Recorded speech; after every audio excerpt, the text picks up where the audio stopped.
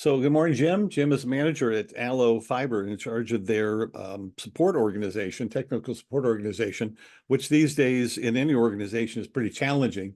So I had my Jim became familiar with the value formula primarily by attending a webinar I had done for an organization. And he shortly after that downloaded the book and has applied some of the concepts and ideas out of the book in his position. And so I have some questions for Jim, and I just want to start with the first one. Basically, is which of the five value components, the components that make up the value formula, do you feel appealed to you most, or maybe provided the most benefit to your organization? Which of the five value components appealed to me? That's a tough one. I liked all five of them, but I think leverage was the one that stood out the most. And I think that's because when I came to Allo, I discovered Allo had a great foundation already. They had an existing knowledge base. They had an organizational structure that was already had a solid foundation. So we had the key components in place that we needed to prepare to not only build out scope, but also to scale the organization. So leveraging became important. Allo was in a period of hyper growth, and so the things that worked to get us to that point wasn't going to work to take us to the next level. So it became very, very important that that we began to kind of become more intentional in the things that we did, and also the people that we had also had unique talents. They were very entrepreneurial. They were very scrappy, as the department was, as the company was, and the leadership was really bought in. So they were hungry for opportunity.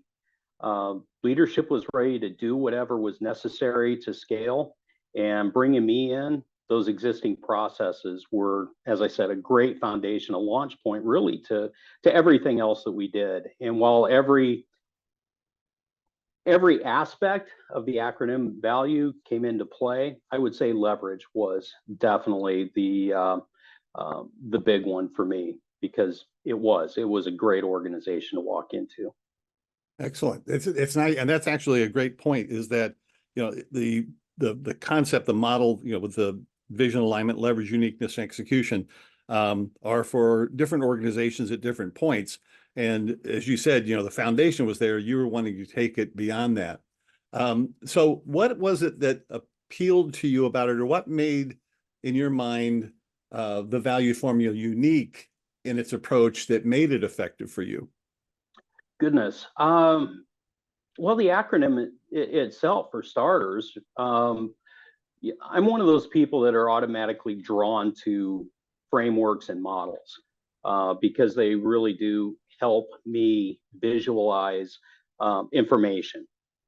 So coming from a much larger organization, having to build out growth plans and to be able to build forecasts and models that are going to align with the strategic objectives, it sometimes becomes a very time-consuming process. And hearing you speak to the value formula, I think the thing that caught my attention was how simple it was, and how I wish that I had this in many other big discussions and big planning sessions that went for days and days and days and days, and we would end up having to go back, regroup, and meet again over different components that were missing.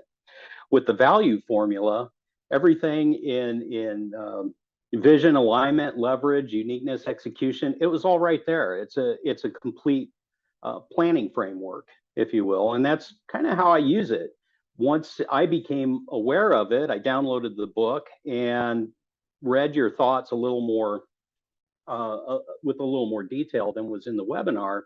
And I really sat back in my chair and thought, wouldn't this have been great to have had this in the past? So when I came to Allo and was able to sit down with other managers and leaders in the company and start to pick their brains on what they were looking for, it was easy for me to organize those notes in short order because I would just scratch out. I use the Cornell note-taking system. And so in the Q column, I just scratched out VALUE, and I just worked to fill in each of those letters in each meeting to make sure that I came away with the most important things, the vision. What was it that the company wanted to do? What was it that my department leaders wanted to do? What was the vision? What was the objectives? And then also the alignment, looking at, okay, so with my skill sets, the people that I have and the evaluations I've done there, how does this align with the people and the processes that I have? So I was able to evaluate those really in real time, and it set up a really unique situation for being able to ask critical questions and really close the loop on things without having a lot of follow-up discussion and meetings. So again, leveraging, as I already explained, is already about the staff and the processes. Do we have the people and the processes in place to execute this vision? And so it was again, because I did the work of interviewing and reviewing the organization when I started, these conversations became more plug and play. And so having that acronym just listed out on the paper made for a great framework and model. And uniqueness was another point that I would bring up in the conversations. Okay, so what do we have around us in the rest of the organization? Are there unique contributions that each department can bring to the table in executing, if you will, the vision? So what we didn't want to do is we didn't want to become overlapping with other departments. So if there was a particular objective to be met, what we wanted to do was find a unique place where we as a tech support organization could lend value. And then with our partner organizations, we could develop a more horizontal strategy of being able to bring them in and collaborate and partner to meet those objectives. And so that, of course, takes it into execution. So what do we got to do to execute? And as you say, often it is the secret sauce. And we can have all the plans in the world, but if we can't execute, we're not going to get anywhere. And I think that's, again, unique to Allo in a lot of places that I've been in the past. Is it's a company with a can-do attitude and values that they live out every day as an organization, and they recognize that their success is done together as a team, and finding ways to work together as a team is the tough part. And I think leveraging the value formula helps break down those barriers and open up avenues of communication. You've made some phenomenal points there, Jim. I appreciate that. That's definitely food for thought. One of the things that the value formula talks about is that you don't want to have too many irons in the fire, so to speak, and that you want to come up with your what are called, the wildly important games, or or wildly important goals, rather, or the game changers. And did you find that the structure, the model, the value formula helps you focus on and or accomplish those big things that you set out to accomplish? Yeah, absolutely. Because, everything starts with vision. And once you have the objectives, everything else starts bolting into it. Mm-hmm. And so I think, being able to not only have vision as in, that big, strategic outlook that everybody talks about, me at more of an operational and tactical level as a middle manager, I need to be able to take that vision out of the abstract in the big picture and be able to drive that down into something that the front line can use to push forward with. And so having a good vision, a good objective is, I think, the root of the plant. You want to get to the flower and the fruit, you've got to have a healthy root. And I think that's part of those conversations that I alluded to in the past when I'm in the last question, to be able to make those conversations as much of a efficient value effort in just that single sitting. So coming away with those clear objectives that we can take and operationalize. Again, I'm working through the acronym on my paper, so I'm operationalizing the abstract in very real time. And so I think that's been the biggest way I've stayed focused. Very cool. Very cool. So the last question I had here for you is whether or not there's any other point. I mean, you've made some great points as far as to people that are attending this webinar, but is there any other point that you feel you might be important for those who attend the webinar? Kind of maybe a parting shot type of thing. Goodness, I think the key to success is really if you're in a company that's experiencing a lot of rapid growth, hyper growth, whatever you want to call it, I think it's really important that you keep an eye on scope and you keep an eye on scale and let the two work in balance. We talk a lot about speed and agility. A lot of enterprises use that terminology, which is great. And I think it's important. You need to go fast, but you still need to remain maneuverable in a dynamic market. But from a tactical aspect, you really do have to focus on scope and scale and make sure that you are adding a unique value to the organization as you scale. So if there is something to add, that would be it. Thank you for that. That's excellent. So if you want to provide like any additional background about yourself, Jim, or about, I mean, you've given some great information already about, how you came into Allo and the foundation, built upon the foundation they already had in place. Are there any other points about your position, the background of Allo, what their goals are, what you're trying to help them accomplish? For us at Allo, it's really a servant leadership model that we extend out to our customers, our communities, to our partners, to our employees internally. And I think it becomes an ever-present thing to consider that everything we do is in service. So coming from a large enterprise that I came from, that at one time I think at its largest was about 600,000 employees, to entering an organization that had just passed 1,000 employees. Seeing what big is and coming into small and trying to realign the thinking, the processes, the things that are necessary to start incrementally moving towards becoming a larger organization, I think was as much of a growth path for me, or a development idea for me to start looking at the things that are really important. So when we talk about the big company, we talk about a lot of policies, a lot of procedure, a lot of bureaucracy, a lot of layers of leadership, a lot of things that aren't as dynamic as they are in a small company.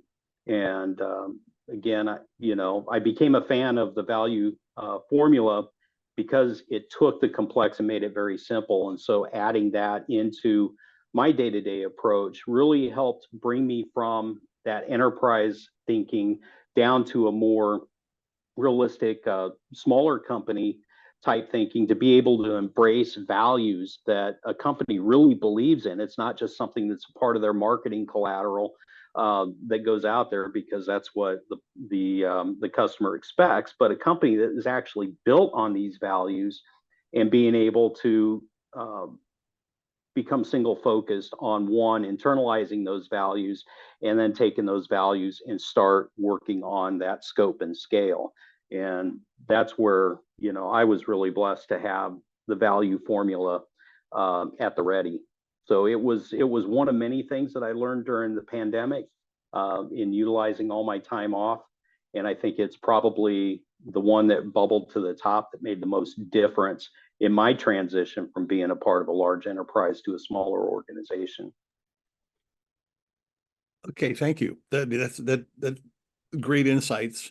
So one of the things that I think in a casual conversation you and I had some time ago, you mentioned that one of the ways that Allo is looking at growth is through acquisition.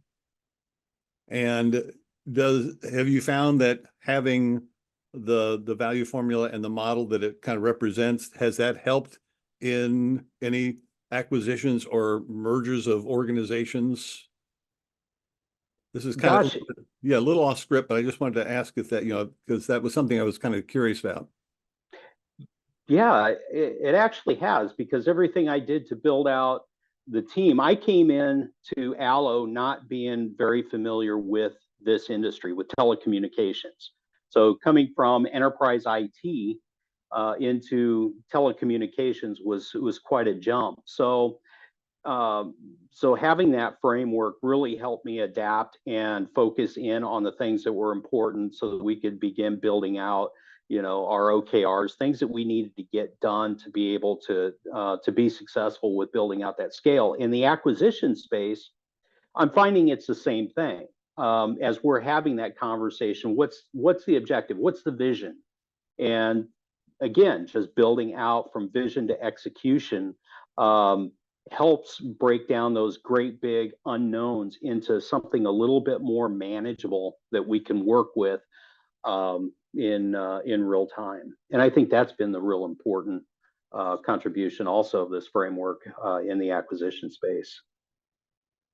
So just to kind of wrap things up here, because I know that you have a full-time job, and I appreciate you're taking the time today to answer some of these questions and to share some of your experience. And it's always extremely gratifying to me, plus also very eye-opening to see and to hear of an actual application that has helped an organization do the things that they set out to accomplish, and that it's still being applied as you're growing, as you're acquiring other organizations, as you're bringing organizations together. So, like I said, as an author, but also as a teacher and a facilitator, it's extremely gratifying to hear that.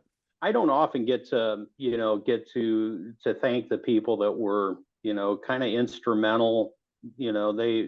I may not have known them, but certainly their work was instrumental in my career at Hewlett Packard. And in the space of ITSM and ITIL, I recognize there was a whole team of people, but there was yourself, there was David Cannon, there were others that that made significant contributions to. Sorry. I wouldn't have had the career that I had without those that went before me. And so, anytime I can, give back in a little way, to me is meaningful, because we don't always get those opportunities. So Yeah. thank you. Oh, you're very welcome. And I love the thing that I think it was Isaac Newton said, we see farther because we stand on the shoulders of giants, right? And I know personally, and there's a lot that's in the book, the value formula, were just lessons that I learned, things that stuck with me over the years that I learned from other people or heard, read in other books and things of that nature. So I never have pretended that it's completely original. But I think the thing that you pointed out also, the one thing I think that maybe was a little bit inspired was the structure of the model. Mm-hmm. And how that kind of ties together. So, but again, your participation in this, and again, my ambition here, being quote unquote, as and Alan hates me to say this, but being quote unquote mostly retired, is to get this out, and so that people can actually leverage it like you did. And to share some of the stories of the people who've actually applied the concepts and ideas with success, and hopefully get it out there where people can take advantage of what it has to offer. Yeah. Yeah, I think I wrote in the original review, and the things that I scratched down was, it took me forever to get through these steps and to apply, each of these principles in my day-to-day work at HP. And to see it presented so simply and so succinctly, it was definitely one of those why didn't I think of that moment? Yeah, So, so yeah, sure, the concepts have filled many a textbooks, right, yeah, over the yeah, decades, by people that have come and gone, but to be able to take it and distill it and bring it down to such a simple way of being able to use it, wow, it really was a difference maker. And here at Allo, I've certainly um, championed it, advocated for it, and hopefully, at some point, we'll hear other stories of other people here that have leveraged it as well. yeah. That's exciting. So, yeah, it's one of those. Yeah, yeah, there's a little bit of inspiration there, and yeah, I mean, like I said, it's just really gratifying to hear that it's being applied and successfully applied and getting some results, which is what that whole little thing behind, in the behind you, going from stress to results. And that was one of the questions I asked another gentleman that we're going to be interviewing soon. Is when I came up with the subtitle, reduce stress, or do more with less and reduce stress. Mhm. Hopefully you've seen that as well, that because you're focusing on the most important things, it does tend to release stress, relieve the stress and allow you to get the results that you're looking to get. So, but yeah, I appreciate everything you've said here, Jim. This has been a great experience for me, and hopefully for you. And you're obviously welcome to sit in on the webinar as we kind of um, edit in your comments. So unless there's anything else, Jim, that you want to add, or any other thoughts that you've had that I don't know. Wow.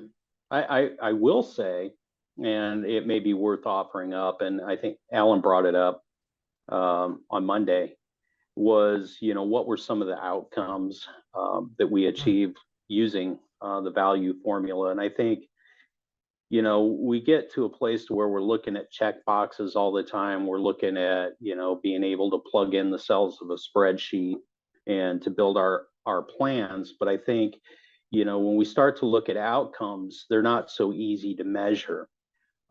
But as we've taken this approach, and as I've designed, if you will, the technical support department here at Allo, um, leveraging the value formula, I think we've seen a shift of being able to move people away from that skilled worker model, which is simply kind of a technical production worker. We give them the tools that they need. Here's the knowledge base. We don't expect you to think. We just expect you to serve the system, right? That's what a skills-based worker is. They serve the system. And so the system has to be built up to support that. That's what Allo had in place already. And to be able to scale, we had to prepare to move rather, from that skilled worker into that knowledge worker, somebody that is thinking, somebody that is able to offload the mundane, the everyday things to that knowledge base, to that explicit knowledge system that Allo has done such a great job with, to leverage that for the basic stuff, but while developing their skills and that tacit knowledge that they need to be successful as we scale, as we get into new markets, and as we get into new lines of business. So knowledge workers, they don't rely on that explicit knowledge system as much as a skilled worker does. That's the lifeblood. For them, that knowledge system really serves the worker. So being able to move from that skilled worker, transform them into knowledge workers, is a piece that we're still working on getting there. But as we build out each one of the steps to get there, we redesign the job functions, the job descriptions, job titles, pay, all of that, including how they're measured to support that. And then also the increases that we've had in quality improvements, operational improvements, um, tactical efficiencies. These were all things that I didn't come into it expecting to see such quick results with. But again, being able to break things down into smaller but complete components, that acronym again takes all those components and it makes for a complete thought in the notes. We were able to increase our QA department scores. Over 90% of our people now are in what was kind of that unreachable high tier within tech support. 90% of our teammates are in that upper tier now. So we're having to kind of rethink our quality initiatives and be able to tighten some things up and take advantage of the fact that we had those kind of outcomes. The increased efficiencies, they exceeded our operational metrics, and our KPIs have been getting blown out of the water. So we're looking at our KPIs and wondering now, with this momentum that we have, is there opportunity out there to continue building our differentiation against our competitors? Our NPS scores, they're important for our technical support organization. We've been industry leading, and month over month, we are continuing to see improvement in those numbers as well. Our Qualtrics, if I can name drop somebody, Qualtrics, who's the big player in the employee engagement arena, our scores have climbed 32 points since we began this journey. And that's been huge. And I think one of the indicators that we have internally is how much using that uniqueness and being able to kind of put ourselves in between our partners in the organization to start building out that horizontal strategy that tends to not get talked about too much. Everybody wants to kind of keep everything within their own vertical, their own silo, their own business unit. But for me, it seemed like there was an opportunity to exploit horizontal interdependencies, and we were able to kind of move in there and position ourselves with our uniqueness and value contribution that we started to narrow our focus on. And now we're seeing relationships being built across other departments, and a lot of interrelationships that are creating some interdependencies that are offloading some of the things that don't fit another vertical, but fits us, and things that we were doing that may be already being worked or made more efficient, more effective in another vertical. And so by being able to get together and start to collaborate on these efficiencies, we're just seeing an awful lot of value in relationship building and operational metrics. And I think that translates into really higher customer engagement, customer satisfaction, and employee engagement as well. So I think, when you have happy employees, engaged employees, the customers are engaged and the customers are happier. And I think that works at the end of the day for everyone's benefit. I mean, you actually, by talking about the horizontals and working, that collaborative spirit, you really kind of touched on, kind of the wrap-up chapter in the value formula around synergy, and building momentum is another key part of that. So I appreciate you're kind of touching on that, kind of give me the opportunity to maybe, pull that concept idea in. So I am just blown away by your contribution here, Jim, the feedback that you've provided. I feel honored to have been, a small part of helping you do that, pulling those thoughts together and putting them into a book. But one of the things that you said I thought was really kind of interesting. One of the reviews that was recently put on Amazon had a headline of easy to read, easy to understand, easy to apply. And I think you've kind of touched on that too, that, I always love the quote by Einstein, who said, make things as simple as possible, but no simpler. And hopefully I accomplished that to some extent in the book and with the materials that support that. So again, my deepest appreciation for you taking your time out of your busy schedule, because I know you've got a very busy schedule, and being with us and sharing your experience, sharing your thoughts and ideas, and giving us, maybe some motivation, both of us, to kind of keep on the path and keep up the good fight. Indeed. Thank you, Ken. You're welcome. Thank you.